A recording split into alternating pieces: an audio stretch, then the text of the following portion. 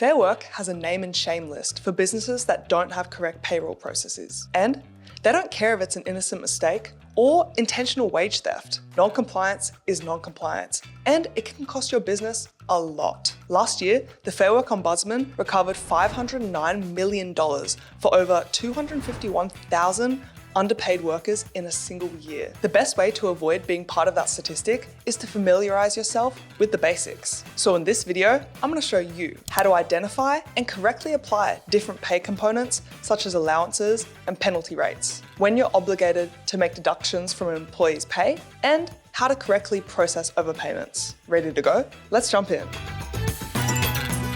In Australia, employee pay can include several different components beyond just the base salary. The base salary forms the foundation of an employee's earnings. It's the fixed amount of money an employee earns on an annual basis. For example, you may pay your employee $90,000 each year. That's their base salary. But then, depending on what modern award they are classified under or what your enterprise agreement states, there are additional payments you may have to make, such as allowances and penalty rates. Allowances are made to employees to compensate for specific conditions or requirements of their job. Some of the most common types of allowances are the following: a clothing or uniform allowance, which covers the cost of buying and maintaining work-specific clothing or uniforms. It's common in industries like healthcare, hospitality, and construction. Some employees who are required to use their personal vehicle for work purposes or need to travel frequently will get paid a vehicle or travel allowance. This is usually calculated based on kilometres travelled or as a flat rate. Tradies who are required to supply their own tools for work will, in most cases, get paid a tools allowance. The amount varies depending on the trade and the tools required. And if any of your staff are designated as first aid officers in the workplace, they'll get paid a first aid allowance to compensate them for their additional responsibilities. To identify which allowances apply to your employees, you'll need to carefully review the relevant modern award. Each award will specify the types of allowances payable, the conditions under which they apply, and the rate or calculation method. Then, there are penalty rates. These are higher rates of pay that apply when employees work outside of ordinary hours, such as on weekends, public holidays, or late-night shifts.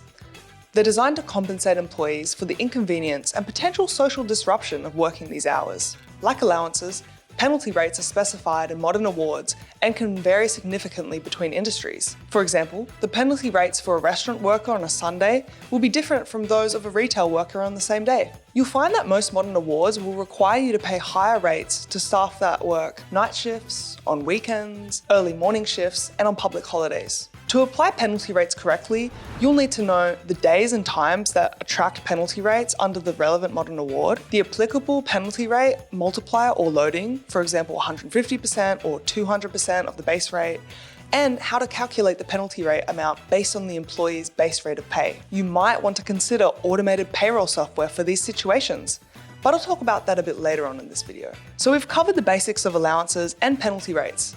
Now, let's talk about when you, as an employer, are actually required by law to take money out of your employee's pay. There are a few key deductions that you must make from your employee's gross pay.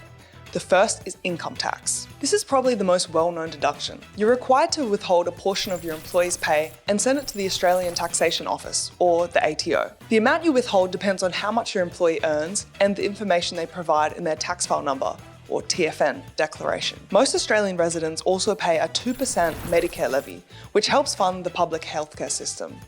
This is usually included in the amount you withhold for income tax. Next is student debt. If your employee has a debt under the Higher Education Loan Program, Student Startup Loan, Trade Support Loan, or Student Financial Supplement Scheme, you may need to withhold additional amounts to help repay these debts. And number 4 would be child support. This only applies if you receive a child support garnishee notice from the Department of Human Services. In that case, you're required to deduct the specified amount from your employee's pay and send it to the department. I also want to talk about the superannuation guarantee. While it's not technically a deduction from your employee's pay, you're also required to contribute a percentage of their ordinary time earnings into a complying superannuation fund. This is called the superannuation guarantee, and the current rate is 11.5%. But this will increase to 12% in 2025. Outside of these mandatory deductions, you can only make deductions from an employee's pay if the employee agrees to it in writing and it's mainly for their benefit, like a salary sacrifice arrangement, and it's allowed under a modern award, enterprise agreement, or contract, and it's required by law or a court order. So things like union fees, health insurance premiums, or loan repayments can only be deducted if your employee gives you written permission. You also can't make a deduction for an overpayment of wages without having a written agreement with the employee. One of the biggest challenges I see with allowances and penalty rates is keeping track of all the different rules and rates that apply. Every industry has its own set of awards and agreements, and these can change over time. It's a lot to stay on top of, and even a small mistake can lead to some serious underpayment issues. That's where payroll software can be a real lifesaver. Software like Employment Hero Payroll, for example, has all the modern awards and agreements built right in, so you don't have to worry about manually looking up the correct rates and allowances for each employee. So let's say you have an employee who's covered by the Hospitality Industry General Award. With the software, you can simply select that award and the system will automatically calculate the correct base rates, penalty rates, and allowances based on the hours and days the employee has worked. So if your employee works on a Sunday, the software will know to apply the relevant Sunday penalty rate. If they work overtime, it will calculate the overtime rates accordingly. And if they're entitled to any allowances like a uniform allowance or a meal allowance, the software will factor those in too. The beauty of this is that it takes a lot of the guesswork and manual calculations out of the equation. You can have confidence that your employees are being paid correctly without having to spend hours poring over award documents and rate tables. Plus, as awards and agreements change over time, you don't have to worry about manually updating your payroll processes. The software is usually up to date with all the latest changes, so you can be sure that you're always compliant. Of course, no software is a complete substitute for understanding your obligations as an employer. It's still important to have a general understanding of the allowances and penalty rates that apply in your industry. But having a tool like automated payroll software in your corner can make the whole process a lot smoother and less error-prone. In the last part of this video, I want to touch on how you can correctly process overpayments. This is when an employee gets paid more than they're supposed to, either by mistake or because of a payroll error. According to the Fair Work Ombudsman, overpayments can happen when an employer mistakenly believes an employee is entitled to the pay or because of a payroll error. Now, when an overpayment happens, the employer can't just take the money back out of the employee's future pay. The Fair Work Act has pretty strict rules about when an employer can make deductions from an employee's pay. So, what's the right way to handle an overpayment? The first step is for the employer and employee to have a chat and try to agree on a repayment arrangement. If the employee agrees to pay the money back, it's a good idea to put it in writing. This agreement should include the reason for the overpayment, the amount that was overpaid, how the repayments will be made, like through direct deposit or payroll deduction, and how often the repayments will be made.